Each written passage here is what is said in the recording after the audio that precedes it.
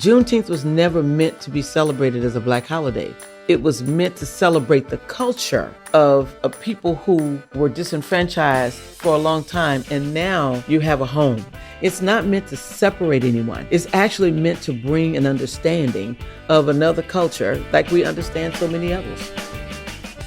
Thanks for joining us on Louisiana's Playground Podcast, your roadmap to all things Lake Charles, Louisiana. I'm Brady Reinhardt. And I'm Jillian Corder. We're excited to bring you another episode. Of course, we have authentic stories and experiences of Southwest Louisiana, and we've got all the tools you need to build your own personal Lake Charles itinerary. And another great show coming your way. Episode 96, we're talking the Juneteenth Freedom Festival with Dianna Ross. A different Dianna Ross than maybe Dianna Ross. Not that one, a different one. But she is in Southwest Louisiana. She is Dianna Ross. To be fair, that's a good point. And she was such a joy. You could see the passion from her. We had a great conversation, a lot of laughs, a lot of fun. It's a great conversation, and it's one that I love. The message of it is that everyone's included in this. That's right. And so, great conversation. But before we get to that, you know what we do. It's time for On the Eats.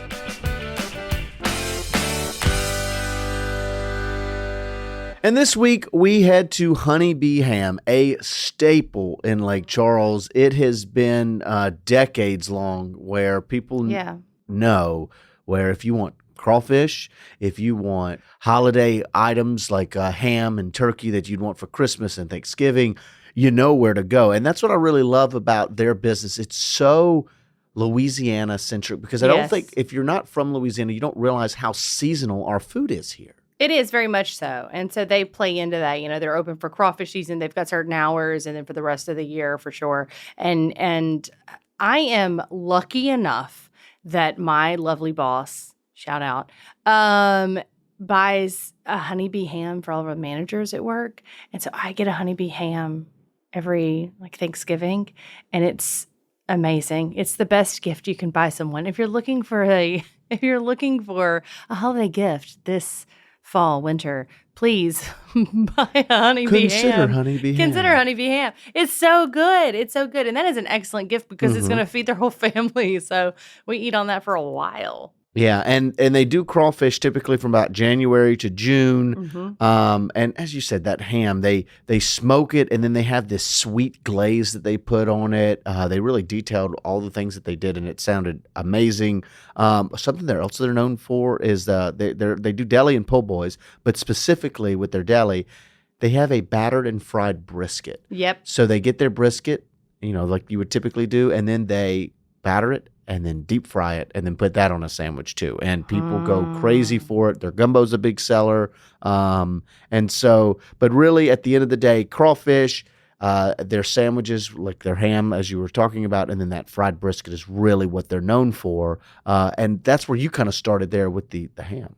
Yes. So I got the ham and cheese sandwich, but don't be fooled by what this might be. This isn't, It was a sandwich. It's a sandwich. This isn't like, your standard white bread, cold cut of ham kind of thing. No.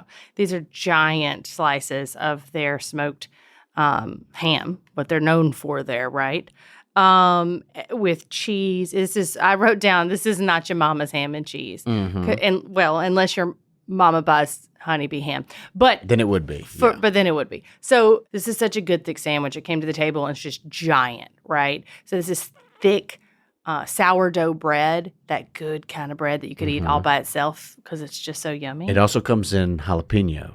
Yeah. It's pretty good. Like just literally by itself, I could eat Oh, yeah. Sourdough The bread. bread's amazing. So big, thick slices of ham, great cheese. It's got some sauce on it. I added some mayo and mustard, the standard, And it's just so good. The thick slices of ham have a little bit of char on the outside, so it gives it a ton of flavor. It's super juicy. A lot of times when you're building a sandwich off of ham or turkey or whatever, like when you have leftovers from Thanksgiving, right, and you have a sandwich the next day, it can get really dry. Not this one. It's super duper juicy, which is great because that's what this sourdough comes into play and it soaks it all up. Really amazing flavor. It feels like you're eating a Thanksgiving meal, like a holiday meal in a sandwich. year round. Like if ever you need like a little bit of holiday in your life, go get the sandwich.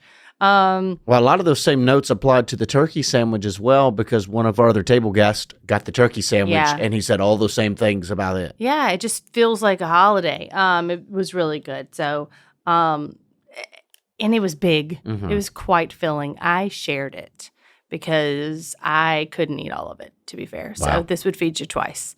It just was a really, really good sandwich. I went more the seafood route. I got both the seasonal and non-seasonal. I went with the fried half and half basket. That's fish and shrimp.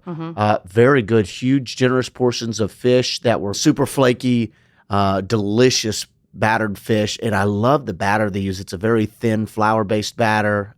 It's wonderful. And the shrimp were huge. You got really generous portions of both the shrimp and the fish with some shoestring fries. And look, one thing, they homemade their cocktail and tartar sauce. And I'm not the biggest fan of cocktail sauce, and yet this was pretty good. So that tells you it's an elite cocktail sauce and tartar sauce. Definitely worth getting, especially if you love both of those. In addition, we also tried the boiled crawfish and the boiled shrimp. Both of those very, very good. The crawfish definitely more on the spicier side, and the shrimp obviously a little less just because of the nature of how the shrimp soaks it up. But both very, very good. Definitely worth the trip there if you're looking for your crawfish fix, your shrimp fix, your boiled fix. Like I said, they only really do it about 6 months out of the year, but so good. I really enjoyed our time there with everything, and the prices are very generous for what you're getting. You're not going to leave hungry. No, not at all. And it's also just a very no frills, like classic Southwest Louisiana spot. Yeah, it's a staple. And if you are going there for crawfish during the season, plan ahead. They are a popular spot in town. A really popular spot. I hear people all the time saying, I only get crawfish from Honey B Ham. So. And their menu's very extensive. Outside of what we've got, there was still a handful of things on the menu there. A ton of po' boys, all that. And they've got some pick up and grab and go home stuff. There's some other soup. So their menu's pretty extensive. You can go there multiple times and never get the same thing, and really be happy with what you've got each time. Yep, a Lake Charles icon. From a great meal to a great guest, we welcome on Dianna Ross. She's called Southwest Louisiana home for more than 26 years, and in that time, she's done just about everything. Community organizer, healthcare leader, civic advocate, general manager of a local radio station, and now she's the executive director of the Voices of Freedom Collective Foundation. And today, we're talking about what it really means to build a community from the inside out, and why Lake Charles has a way of turning people who move here into people that never want to leave. Welcome to the show, Dianna. Thank you for having me. You're absolutely right about that. I've been here 26 years. When I came here, I was transferred here from my job. I was working for Sam's Club as a manager. And as a younger person, I said, I'll never live in Louisiana. And here I am. 26 years in. I know. Who knew? Who would have guessed it, right? Exactly. So we'd like to start with each of our guests with a couple of rapid fire questions so people know how you play in Louisiana's playground. Okay. Are you ready? Yeah, I'm ready. All right, first up, crawfish or gumbo? Crawfish. Ooh, that was a quick answer. She knew it. Is it the togetherness and also the taste, or what is it that draws you in? I think it's the taste, but also the fun. Yeah. Like, it's just, it's peeling. And I'm not a head sucker, right? Okay, so. But I love peeling. And I think it also is, just people come together when they eat It's a crawfish. party. Same thing with gumbo, right? Because I'm a good gumbo maker, but, crawfish is a good summer Crawfish thing. is an event. It's exactly. Has anyone ever eaten crawfish by themselves? You know what I mean? I don't think so. Exactly. It's just all not together. meant. It's just not meant for that. Right. Okay, next up, poolside or beachside? Poolside. Okay. Yeah. Not a beach goer. I'm not a beach girl. No, I'm not. I can't. I'm not with the sand. I mean, when Neither I was is younger, Brady. but no. Neither is Brady. So I like it controlled. Exactly. y'all can go hang out at the pool together. That's great. All right, last one. Concert or comedy show? Ooh, that's hard. Oh my gosh. Comedy. That's a good tie-in to something we're going to talk about a little bit later. That's for sure. I love to Comedy laugh show. too, right? Like, it's just that it's the best medicine. It is the absolute best. No matter how small it is, it just feels good. Yeah. This is so Brady and I have been married for 10 years now, and for our anniversary this year, we just took ourselves to comedy shows in LA and did 3 nights of comedy because Yeah, for the big Netflix is a joke good thing. That for they have, our soul. So you need it. You need to laugh. I think you hit the nail on the head. It's for the soul because it just brings out the absolute best, right? And then smiling is much better than frowning anyway. Right. Well, look, before we get into everything happening this June, because I know we talked to, in the intro, I begin to kind of talk about you personally and living here and what it does. But at the end of the day, you're here on the podcast to talk about the upcoming Juneteenth festival that the organization puts on.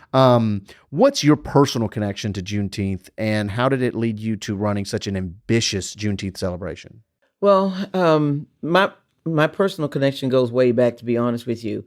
When I moved here to Lake Charles, of course, I was doing something different. And in the interim, I ended up working for Faye Brown Blackwell at the radio station back in 2007 as her events coordinator.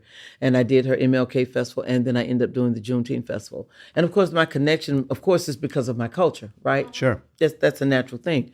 But the connection changed. It kind of shifted a few years ago when it became a federal holiday, which was amazing. Not because it was a federal holiday, but because it finally fit the landscape of our country.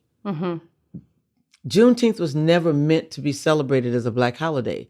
It was meant to celebrate the culture of people who were disenfranchised for a long time, and now you have a home. You actually have a home. And so it's very difficult sometimes to explain that it just means much more to me than being a, quote, Black holiday, because it's not. I'm not from Africa. I'm from the United States of America. I was born in Port Arthur, Texas on May 6, 1957.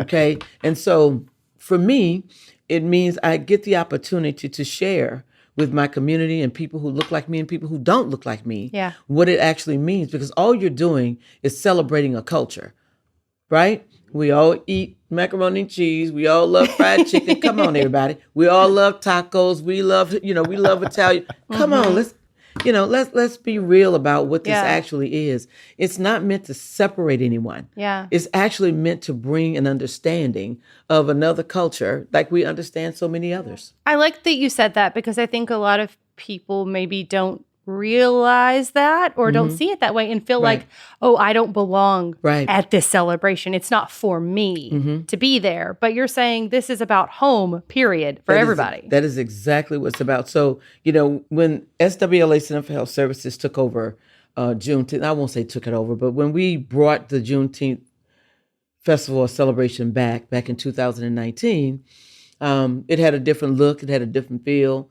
And that was because we didn't have the knowledge, right? As I started to invest more of myself in the holiday, in putting it on for the center, I started to do my own research. And then I'm finding out that, Juneteenth colors are not black, green, red, and yellow.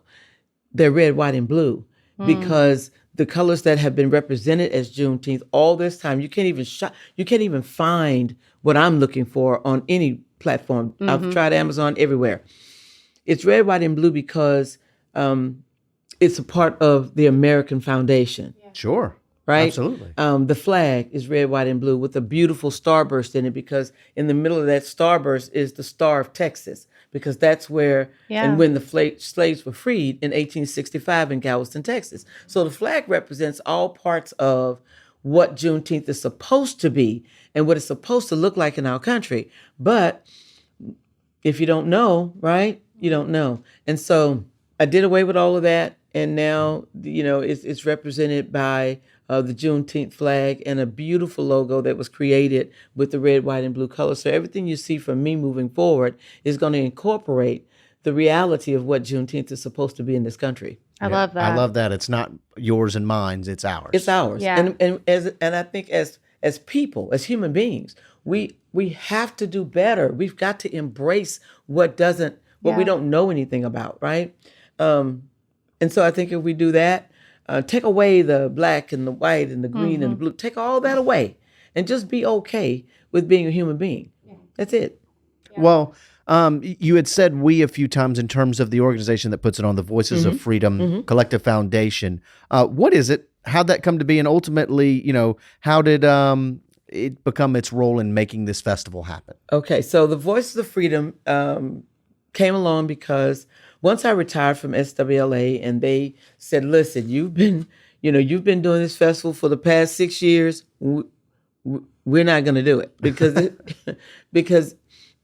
it's big. It's a huge undertaking. Sure. And I am naturally gifted as an organizer. And so I said, sure, I'll do it. And I'll keep it. And I'll continue doing it for the community. God plays a huge part in how I move in my life and the things that I do.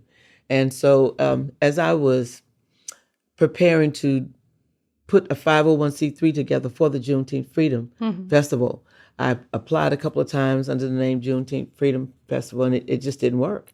And I knew I did everything right. And so the second time that I was denied, I'm sitting at my computer and I went, God, you got to tell me what is happening here. Why is this not moving? And he said, you have to change the name. It has to be something that a community can connect to. And so I said, okay.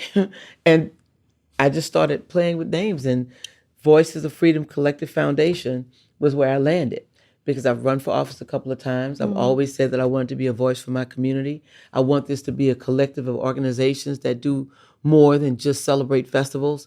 And it also is a collective that embodies all the things that I'm passionate about: education, healthcare, environmental sustainability. I've worked for multiple companies throughout the course of my life.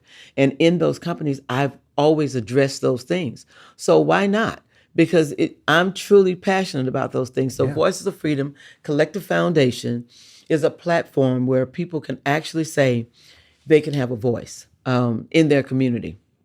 And I think that in our community, our voices are important, but I don't think that we have enough platforms for people to be able to actually say what they mean and mean what they say. Social media is not that platform. It's social media is an untruth. I love it, right? It's a great way to get things out there, but when it comes to a person's voice and the things that matter to them the most, that's the platform that I want to provide. Yeah. So Voices of Freedom is looking forward to developing its own podcast to be able to talk to people not only locally, but from across the country. And then also some other level of media that will enable people to talk about the things that matter, because we've got so many things going on. Sure. I just don't want to do it on Facebook. Understood. Yeah, I get that. Social media is a beautiful and terrible thing sometimes. It is. I mean, it's the world we live on, right? And Brady and I are certainly no strangers to it. I live there, right? Mm-hmm. But yeah, it maybe isn't always the best method to get your voice out there. And especially when it comes to opinions, right? It's not always. There's a lot there. It's a lot. Okay, so the real, I think, key difference here, because of course there's Juneteenth celebrations across Southwest Louisiana. Right. Mm-hmm. They're all wonderful. I encourage everybody to go to all of them. The good news is you can go to all of them and still make it to yours, because yours is a week long. It's a whole week long. Tell us about that. That's a big undertaking. It is. So when we started back in 2019, it was a 7-day, festival. But then comes COVID. Then comes, the pandemic, and then it was the hurricane. And so it went from 7 days to 4 days to 3 days, back to 5, and now back to 7. Because now that I'm independently working on my own, I actually do have the time and the bandwidth to do the 7 days. Mm-hmm. Of course, with the help of a lot of people. It's not just me.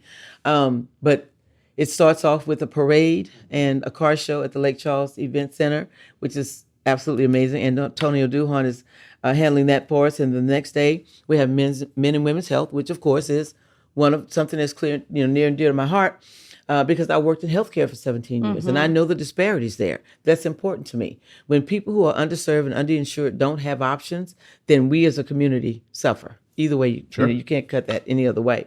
And so that's going to be a whole day of blood pressure checks, glucose testing. We'll have several speakers that will address everything from nutrition to mental health.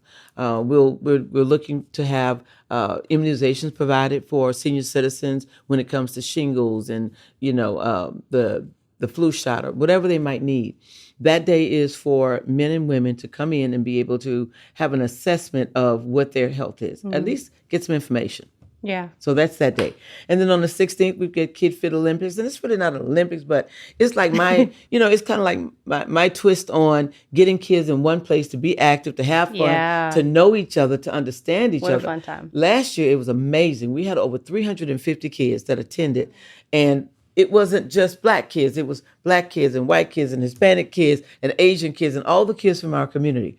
Not only did they get an opportunity to experience each other, they had an opportunity to know exactly why we're doing this thing called Juneteenth. Mm-hmm. I think kids deserve to know and understand what that is. And so we did obstacle courses, we did tug of war, we had sack races. They ate free popcorn and they had lunch. And it's a day for kids to be kids. And so that also touches on my heart. The next day is senior bingo. We invite all the seniors in our area to come and eat and play bingo. We do about 10 to 12 games. We have several organizations that help out. The Alphas are always there. The KPC, Knights of Peter Claver, they're always there. And the seniors come in, they sit, they fellowship, and they win. They win money, they win prizes. And they win, oh yeah. And they win, and they love it. So, so many people, show up for the senior bingo. One of the other things that's a staple is the Movie Under the Stars. So we started Movie Under the Stars literally, 8 years ago. And we did it behind SWLA Center for Health Services when we couldn't get out of cars back with COVID. So we just tried to keep it moving. We've done it on the parking lot of Immaculate Heart, and then we moved it to the Lake Charles Amphitheater for the very same reason. And because it belongs to community. It doesn't belong to any one group or entity. It belongs to community. And kids love it. I think one of my most memorable events was when we brought it to the amphitheater for the first time, and parents and children were out there with, their blankets and their lawn chairs, and they were just enjoying, the evening. So we have vendors, they come out. We have a whole marketplace out there, a kid zone. This year is a little different because I've been stalking Dollar General for about 4 months. And so when they have a 50% off sale, I'm there. And so we've collected hundreds of toys and giveaways for the kids. Fun. So we'll get a chance to do that at the Movie Under the Stars, and we'll get a chance to do it at the concert night. Oh, cool. But in addition to that, kids who come out with their parents to see the Movie Under the Stars will have an opportunity to win tickets to Toy Story 5, which is coming out on June 19th. Oh, so great. we're partnering with Town Square Media. They're going to be handling all the giveaways for the tickets to Toy Story 5. Not sure how they're going to do it yet, but we're in talks about that. That's going to probably break out in a couple of days. But yeah, we'll give away tickets to Toy Story 5 that night. And I love how fitting that celebration is, being that Toy Story, the only reason we have Toy Story is because of Lake Charles. Ralph Eggleston That's right. was the art director for Toy Story. And Lake Charles native, right? And he's a Lake Charles native. He passed away a few years ago, but he was the heart and soul of Toy Story from the art perspective. I didn't know that. I love that tie into, for everyone. Right. Hello. There's always a Southwest Louisiana tie to everything. Isn't it? You can find one in everything. Because when I chose Toy Story, because we choose a different animated story every year, when I chose it, it's because it's my favorite movie. Agreed. Right? Yeah. It's everything. That first Toy Story is everything. And so I thought, okay, this is the year for Toy Story. And then some days later, I found out that Toy Story 5 was in the making. I had no idea. So it all ties in. And going to release on Juneteenth. Right? How fitting. Yeah, that's perfect. That's you can't perfect. beat it. So this is, this whole journey this year has been absolutely amazing. So tying into that night, we have Cheryl Underwood coming into town. That's incredible. Right? I know. Once again, the timing of everything's kind of crazy, right? I know. First of all, this is our tie back to comedy, obviously, what we were talking about earlier in the night. But she was just on the roast of Kevin Hart. We were all in LA together this past weekend. Definitely did not see them, but we'll pretend like we did. We'll pretend like we caught up with We had to drive back that day because we were talking about, like, oh man, if we'd have stayed one more day, we could have went to the roast. Yes. But she was there that night, so she's like becoming a big name, and we've got her coming to Lake Charles. So how did you score such a thing? Well, a couple of years back, I was thinking about, what do I want to do? How are we going to grow this? And I thought, we'll do some comedy because I love comedy. Yeah.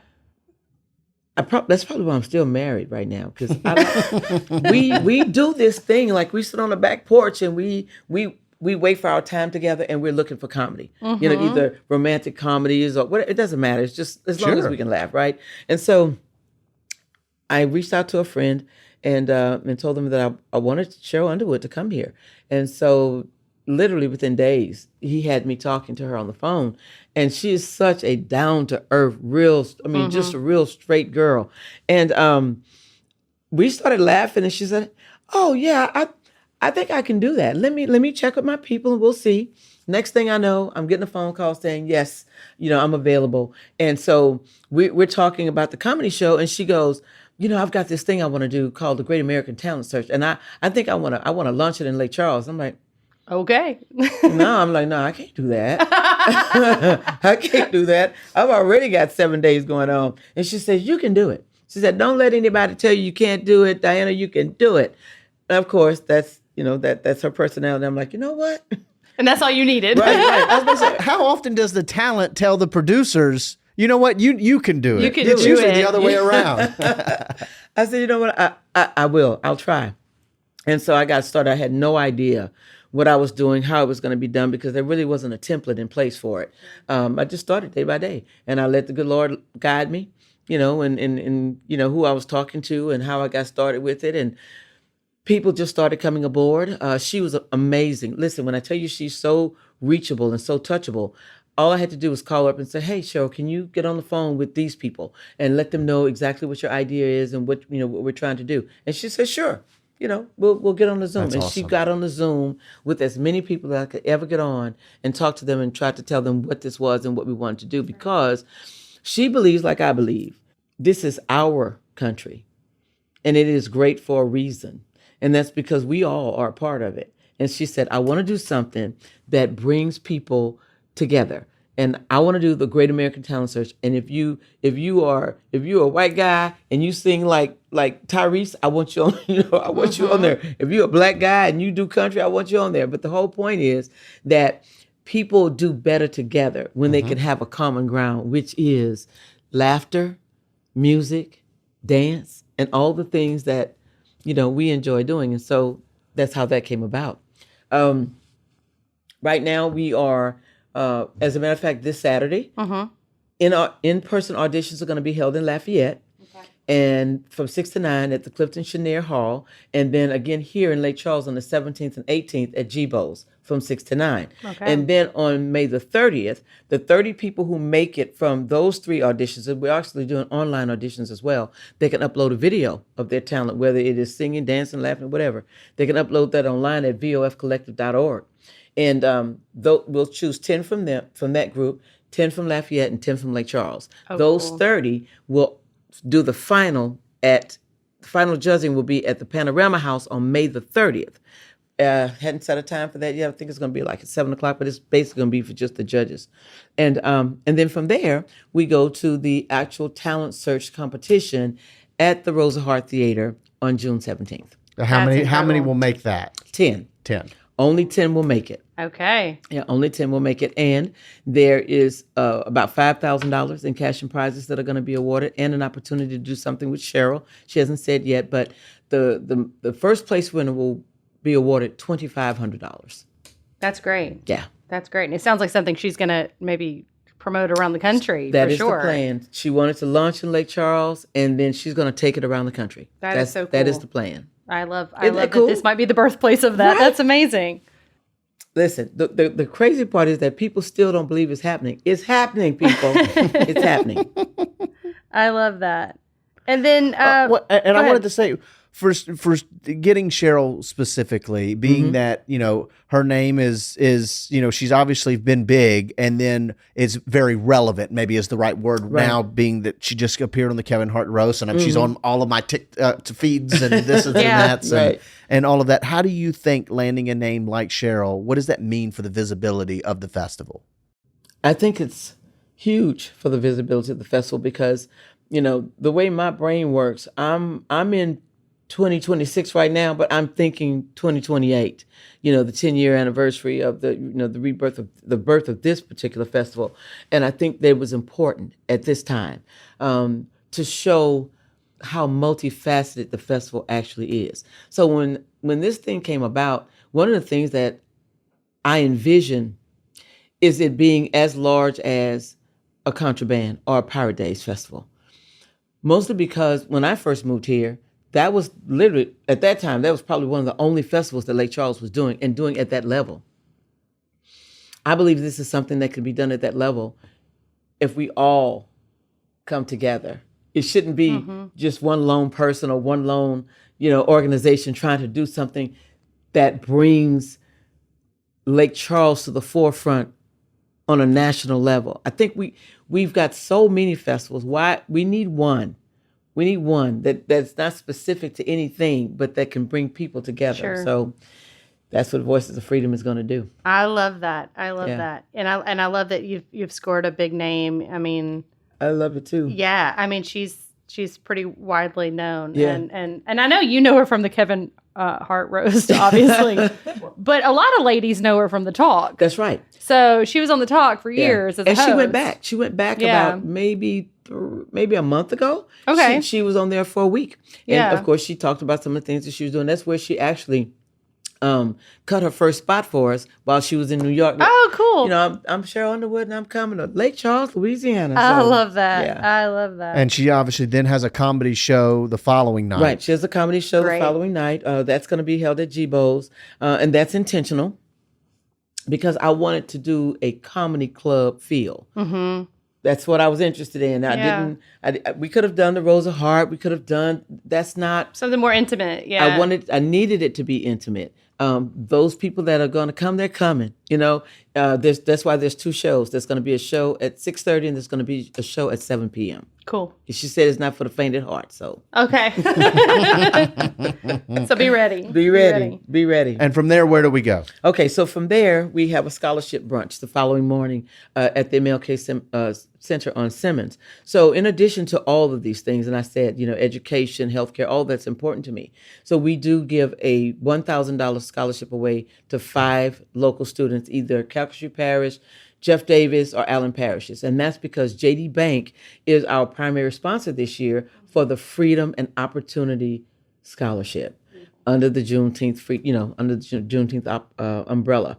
And that's what's happening. So right now, the applications are still available. They have until the 19th of May to get that application in. And if they go to vofcollective.org, there's a place where they can download that application, fill it out, get their information in, and still make it by midnight on May the 16th, May 19th, and get that application in, because who can pass up $1,000? Not me. Right? Yeah. If I was going back to school, that's what I would want. Yeah. So to date, we've given away close to $40,000 in scholarships. Yeah.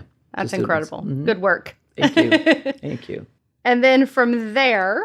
Okay. So we're on what, day 6? Yeah, we're on. Is that right? We're on day 6. So the scholarship brunch and the comedy show actually happen on the same day because they're both on Thursday. Sure. But the brunch is that morning, and then the comedy show is that evening. Okay. And then the next day, that's the finale is what we call it. So it's when I first started out, it was like the family day. It's actually it's a concert. We've got Shay Nicole coming back into town, and you guys know Shay is Lake Charles born and bred, just like Rusty Matuire. He's going to be there.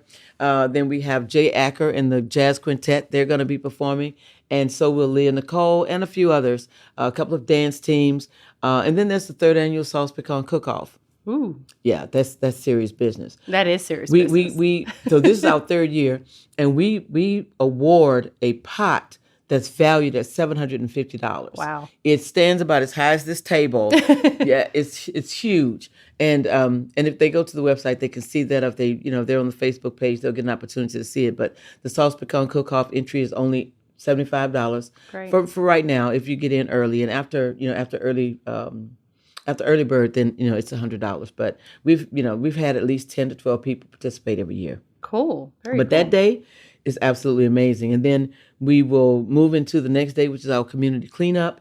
We've partnered with Phillips 66, Healthy Gulf, and some of our other locals, some of the fraternities and sororities, to do a cleanup in a couple of areas in Lake Charles. One of them is Railroad Avenue, which is like a dumping ground. Yeah. So we're very passionate about that. We'll probably be working with the City of Lake Charles and Team Green to be a part of that as well. And then we're going to do Broad Street as well. That's really nice. That's wonderful. Well, I love closing the week Saturday morning with that cleanup, the Green Initiative. Mm-hmm. Many festivals ends and everyone goes home. Why was that important to end with service? Because that's what all of this is about. It's not about me, Dianna Ross. It's not about Juneteenth. It's all about service. Mm-hmm. And so I am a servant and have been a servant all my life. I have a servant's heart. I don't know how to do anything else. So for me, I had to put something in this entire festival that showed that this is what Voices of Freedom is about.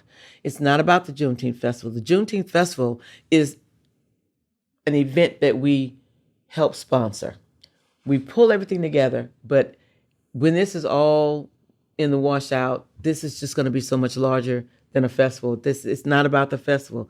Voices of Freedom Collective Foundation is about community. Mm-hmm. It's about having a voice. And we're giving a voice to this particular festival. That's all it is. You've built something really meaningful. Thank you. Here in Southwest Louisiana, and it's beautiful to see. Where do you see it going? Oh, my.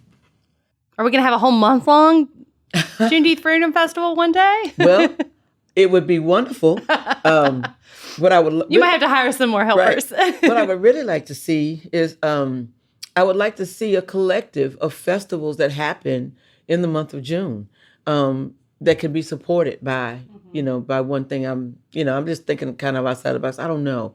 But I'm open.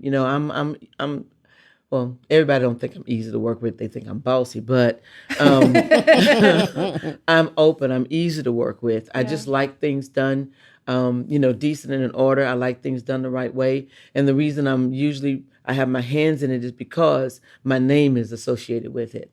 And it's really too easy. The only thing you ever have in this life is your name and your integrity. And I want to keep both of those intact because I only have to answer to one person.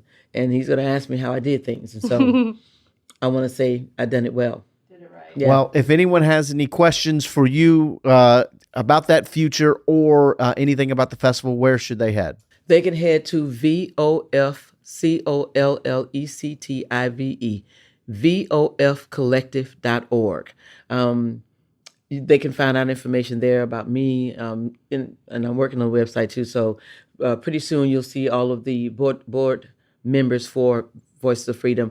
It is an 11-member board. It's just not me. Yeah. It's Wendy Robinson. It's Sharon Dunbar. It's Jacob Rafferty. It's Ashley Royer. It's a collective of individuals who I believe can help me to move the vision of Voices of Freedom to the next level. Sure. Because again, I don't want to get it all muddled up with Juneteenth. I love that. I love the idea of that culture, but I need these people to help me to build something that will be respected and that will leave a legacy in the city of Lake Charles for what Lake Charles actually is right now, what we're going to be and what we're going to become.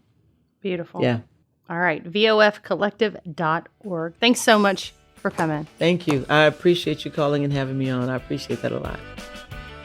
Thanks again to Dianna for joining us here on the show. But the biggest thank you of all, you should know it by now. Who is it, Jill? It's the listeners. It's the listeners for joining us here on the podcast. If you enjoyed the show, please leave us a rating or review wherever you get it. That's on YouTube. You can press the like button. You can drop some comments or any of those things. I think Apple allows you to do that too. I have no idea. You should do all of those things. Spotify. You know what?